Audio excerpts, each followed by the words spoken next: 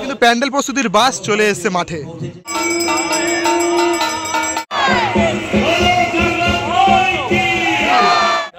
যাতে এলে আপনি একটা পাহাড় ফিলিং পাবেন, একটা যুদ্ধ অনুভূতি পাবেন।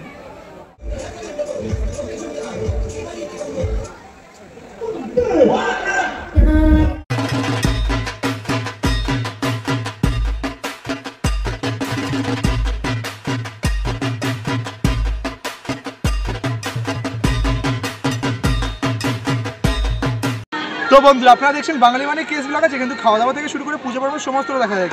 আর এখন আমি চলে এসেছি উত্তর কলকাতা আরেকটি সেরা পুজোতে, সন্তোষ মিত্র স্কোয়ারে। আর এবছর কিন্তু সন্তোষ মিত্র স্কোয়ারে কী থিম হতে চলেছে সেটা কিন্তু সকলে অনেকেই জেনে গেছে। সকল ভারতবাসীর গর্বের জায়গা, সকল ভারতবাসীর মনের একটি কাছের থিম অপারেশন সিন্দুর হতে চলেছে। কীভাবে কি সেজে উঠবে, আর তাছাড়া এবছর খুঁটি পুজোর মধ্যে কীভাবে তারা সাজের সূচনা করতে চলেছে সেটাই তুলে ধরবো আজকের এই ভিডিওতে। চলো ভিডিওটা শুরু করা যাক, লেটস গো। এখন দাঁড়িয়ে রয়েছি সন্তোষ মিত্র স্কোয়ারের মাঠে, মানে বলতে পারো লেবুতলার পার্কের মাঠে। আর এখানে 2024 হয়েছিল লাস ভেগাস স্কোয়ার, আর তার আগের বছর হয়েছিল রাম মন্দির, যেটা কিন্তু পুরো বিশ্ব তথা পুরো প্রায় কিন্তু সবাই কিন্তু নাড়িয়ে তুলেছিল। আর এবছর কিন্তু আর একটা ধামাকাদার থিম হতে চলেছে। প্রত্যেকটা তোমাদের বলছিলাম ভারতবাসীর গর্বের জায়গা, গর্বের জিনিস বলতে পারো অপারেশন সিন্দুর, সেই থিমটা হতে চলেছে। তো কীভাবে কী হবে সেটা তো অবশ্যই আমরা জেনে নেব। তার আগে চলো, ওখানে কিন্তু চলছে এখন খুঁটি পুজোর প্রস্তুতি। সেই খুঁটি পুজোটা কেমনভাবে কী সম্পন্ন হচ্ছে চলো সেটাই দেখে নেওয়া যাক আগে। আজকে রয়েছে খুঁটি পুজো, আর খুঁটি পুজোর দিনই কিন্তু চলে এসছে অনেক খুঁটি। এই খুঁটিগুলো দিয়ে কিন্তু ধীরে ধীরে পুজো মণ্ডপ সেটা কিন্তু গড়ে উঠতে চলেছে, মানে বুঝতেই পারছো পুজোর দিনই কিন্তু চলে এসছে খুঁটি। আর এরপরই কিন্তু খুব শিগগিরই প্যান্ডেল প্রস্তুতি শুরু হতে চলেছে। দেখো খুঁটি রয়েছে, বাঁশ রয়েছে, এই খুঁটিগুলো দিয়ে কিন্তু পুরো মণ্ডপটা সেজে উঠবে।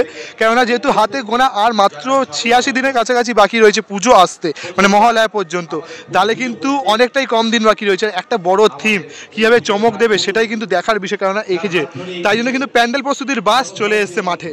এমনটা ওখানে দেখাচ্ছিলাম খুঁটি পড়ে রয়েছে, আর এখানে কিন্তু দেখো পড়ে রয়েছে অনেক বাঁশ, মানে এই বাঁশ কিন্তু অলরেডি আসা শুরু হয়ে গেছে মাঠের মধ্যে। প্যান্ডেল প্রস্তুতি মানে কিন্তু খুব শিগগিরই শুরু হতে চলেছে, কেননা খুঁটি পুজোর পর কিন্তু একদমই খুব কম সময় থাকছে যেহেতু হাতে, সেই জন্য কিন্তু প্যান্ডেল প্রস্তুতি শুরু হয়ে গেছে। তাই জন্যই বলতেই পারো কিন্তু এখানে কিন্তু দেখতে পাচ্ছি খুঁটি পুজোর যে প্রস্তুতি বলতে পারো, খুঁটি পুজোর যে জোগাড় জানতে সেগুলো কিন্তু চলছে। আর কিছুক্ষণের মধ্যেই কিন্তু খুঁটি পুজো সেটা কিন্তু শুরু হয়ে যাবে। খুঁটি পুজো শুরু হয়ে যাওয়া মানে কিন্তু শারদ সূচনা হয়ে গেল।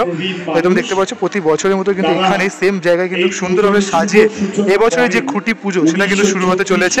আর তার ঠিক সামনে কিন্তু রয়েছে এবছরের যে খুঁটিটা, যেটা কিন্তু খুব সুন্দর করে সাজিয়েছে ফুল মালা পাতা দিয়ে, দেখতে পাচ্ছ সেটাই।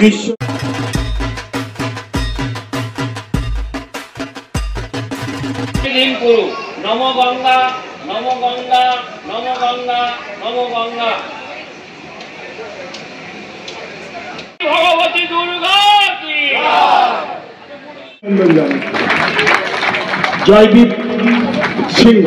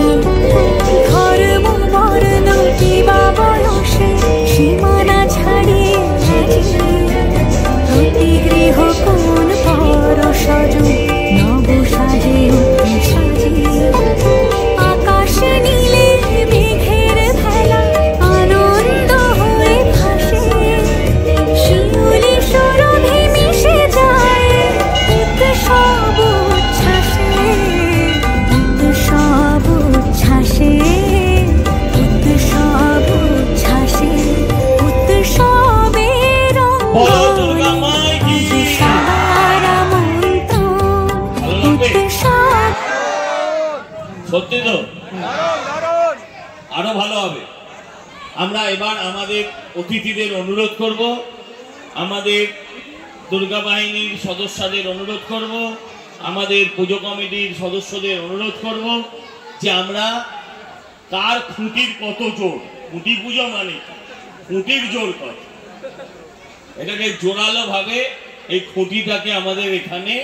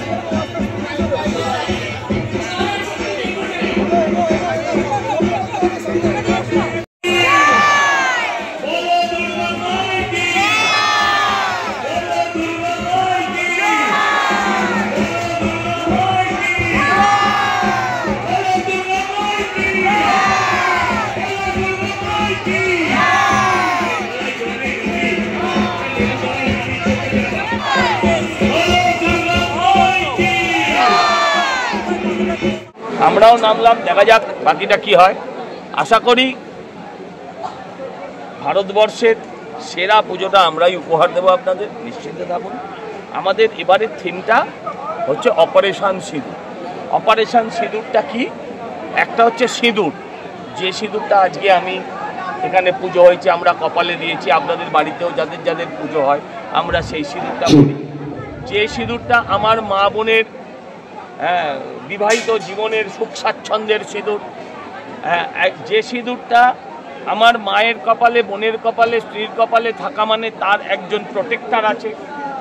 আমরা হিন্দু শাস্ত্রে তো সেটাই মনে করি যে আগুনকে 7 পাক ঘিরে সাক্ষী রেখে হিন্দুরা তার স্ত্রীকে বিবাহ করে, তার খাদ্য বস্ত্র এবং তার সমস্ত রকম সুরক্ষার দায়িত্ব নেয়। একটা হচ্ছে সে সিঁদুর, আরেকটা হচ্ছে সেই সিঁদুরকে যারা মুছিয়ে দিতে চেয়েছিল তাদের বিরুদ্ধে অপারেশন। দুটো পার্টে থাকবে, বাইরেটা একরকম হবে, ভেতরটা আরেক রকম হবে। বাইরেটা থাকবে অপারেশন সিঁদুর, সেখানে প্যান্ডেল তার সাইজ হবে অন্তত প্রায় লম্বায়, প্যান্ডেল চওড়ায় প্যান্ডেলটা 200 মিটারের কাছাকাছি হবে। পাহাড়ের উচ্চতাও পাহাড়ের মতনই থাকবে, আপনার যাতে এলে আপনি একটা পাহাড় ফিলিং পাবেন, একটা যুদ্ধ অনুভূতি পাবেন। শুধুই লাইটের খেলা নয়, আরও অনেক আসল অস্ত্রশস্ত্রও আপনারা দেখতে পাবেন। লাইভ কামান, সে কামান থেকে বম্বিং, আকাশে ভ্রাম্যমান জেট সবই পাবেন। আমরা কি বলি, আপনার মানুষের ভাবনার যেখানে শেষ, মানুষের কল্পনার যেখানে শেষ, আমাদের চিন্তার সেখান থেকে শুরু। কি বললাম? কল্পনার যেখানে শেষ, আমরা চিন্তা করি তারপর আমাদের চিন্তা সেখান থেকে শুরু।